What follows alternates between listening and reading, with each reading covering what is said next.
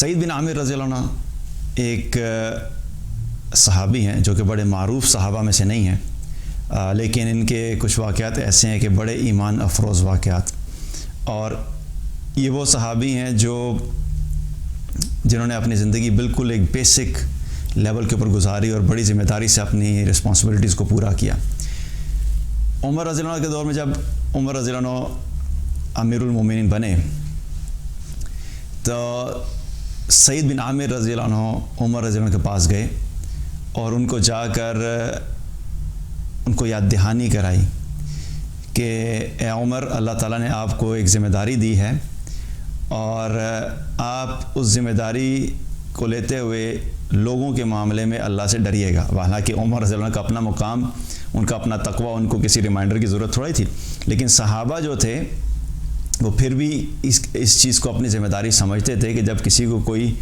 Responsibility مل رہی ہے، خاص طور پہ امیر المومنین یا کوئی ایسا سٹیٹس کہ جس میں ان کو باقی لوگوں کے اوپر ایک لیڈر کے طور کے اوپر جو ہے ان کو اپوائنٹ کیا جا رہا ہے، تو وہ ذمہ داری سمجھتے تھے آپس میں ایک دوسرے کو ریمائنڈ کرانے کی۔ تو عمر رضی اللہ عنہ کو جا کے جب انہوں نے ریمائنڈ کرایا کہ اللہ تعالیٰ نے آپ کو جو ذمہ داری دی ہے، آپ اللہ تعالیٰ سے لوگوں کے معاملے میں ڈریے گا اور صحیح فیصلہ کیجیے گا، انصاف سے کام لیجیے گا، تو عمر رضی اللہ عنہ نے جب یہ سنا تو انہیں کہنے لگے کہ مجھے تو آپ یہ یاد دہانی کرا رہے ہیں اور آپ خود اس ذمہ داری سے دور رہنا چاہتے ہیں۔ تو انہوں نے کیا کیا کہ انہوں نے سعید بن عامر رضی اللہ عنہ کو حمص کا گورنر مقرر کر کے وہاں پہ بھجوا دیا۔ اب یہ حمص چلے گئے وہاں پہ گورنر کی حیثیت سے، تو یہ بالکل بیسک لائف گزارتے تھے، اور کیا ہوا کہ کچھ عرصے کے بعد جب یہ وہاں پہ اپوائنٹ ہوئے اور کچھ عرصہ گزر گیا تو اہل حمص جو تھے ان کا ایک وفد جو ہے وہ واپس آیا عمر رضی اللہ عنہ کے پاس اور آ کر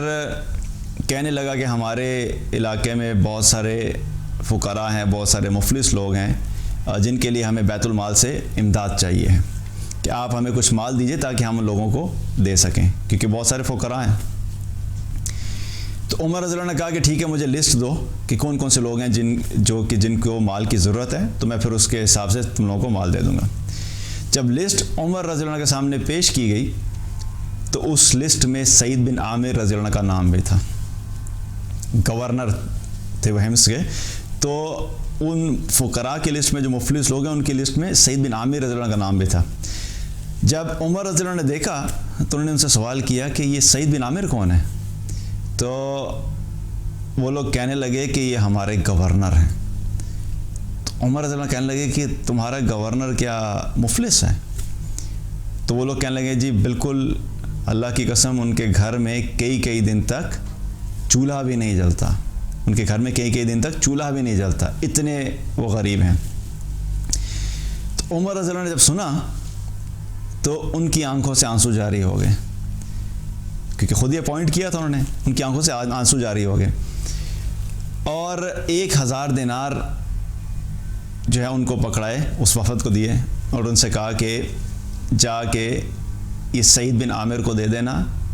اور کہنا کہ امیر المومنین آپ کو سلام پیش کرتے ہیں۔ یہ لوگ واپس گئے، جا کے سعید بن عامر رضی اللہ عنہ کو 1000 دینار پکڑائے، اور سعید بن عامر جو تھے وہ جب 1000 دینار لے کے اپنے گھر میں جب داخل ہو رہے تھے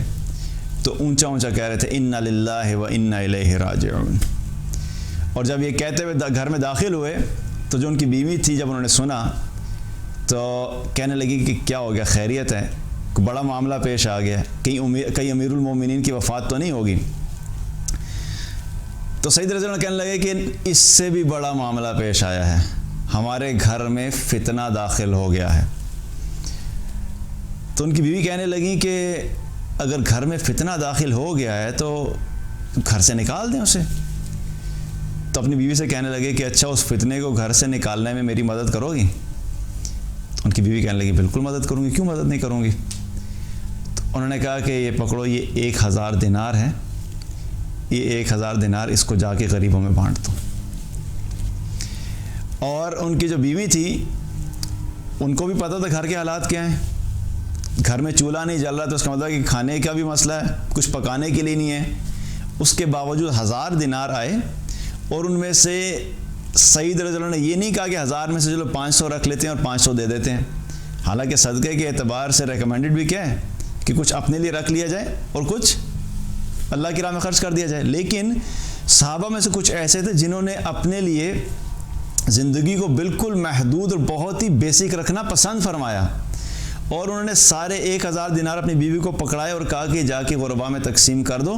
اور انہوں نے 1000 دینار جا کے غریبوں میں تقسیم کر دی اور اپنے پاس کچھ بھی نہیں رکھا۔ اسی طریقے سے کچھ عرصے کے بعد ایسا ہوا، عمر رضی اللہ عنہ کو جب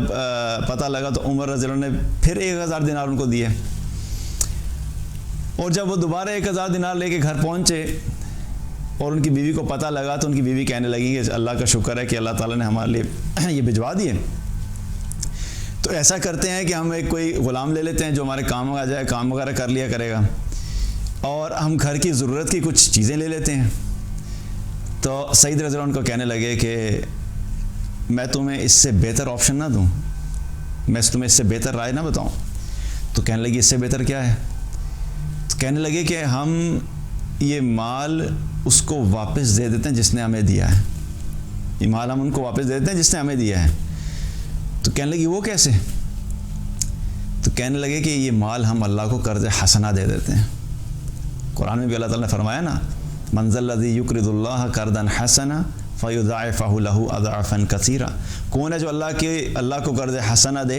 اور اللہ تعالیٰ اس کو بڑھا چڑھا کے اسے واپس دے دے گا۔ تو کہنے لگے ہم اللہ کو قرض حسنہ دے دیتے ہیں، اس سے بہتر آپشن ہے کہ ہم اپنے لیے غلام لیں، گھر کی چیزیں لیں، جو بھی ہماری ریکوائرمنٹس ان کو لیں، بہتر ہے ہم اللہ کو دے دیتے ہیں، اللہ کو قرض حسنہ دیتے ہیں۔ تو ان کی بیوی جو تھی انہوں نے بھی پھر کوئی ریزسٹنس شو نہیں کی، انہوں نے کہا ٹھیک ہے آپ جیسے کہتے ہیں، اور جا کے وہ مال دوبارہ اللہ کی راہ میں خرچ کر دیا، دوسری دفعہ بھی اللہ کی راہ میں دے دیا۔ تو کیا پتہ لگتا ہے کہ ایک تو صحابہ میں سے کچھ صحابہ ایسے تھے جنہوں نے اپنی زندگی کو بڑا محدود رکھا، اور ایک طرف کیا ہے گورنر ہونے کی حیثیت سے تو آج کل اگر ہم دیکھیں ہمارے ارد گرد ماحول میں کہ جو بھی بڑی بڑی پوزیشنز کے اوپر لوگ ہوتے ہیں ان کے لائف سٹائل کیسے ہوتے ہیں، بڑا پروٹوکول ہوتا ہے اور کروڑوں روپیہ بینک میں پڑا ہوا ہے اور بڑی بڑی پراپرٹیز ہیں اور بڑی بڑی گاڑیاں ہیں اور مزید جو ہے وہ اکٹھا کرنے کا ایک حرص ہے۔ لیکن یہاں پہ کیا ہے کہ گورنر ہونے کے باوجود اپنے لیے اتنے بھی پسند نہیں کیے جتنے ضرورت کے ہیں، اور جو آئے بھی وہ بھی اللہ کی راہ میں خرچ کر دیے، اور اپنی ذمہ داری کو سمجھتے تھے کہ کل کو اللہ کے سامنے جواب دہ ہونا ہے۔ حالانکہ یہاں پہ کوئی غلط کام نہیں ہے، امیر المومنین جو ہے وہ 1000 دینار جو ہے اپنے اتھارٹی کے تحت بھجوا، لیکن اس کے باوجود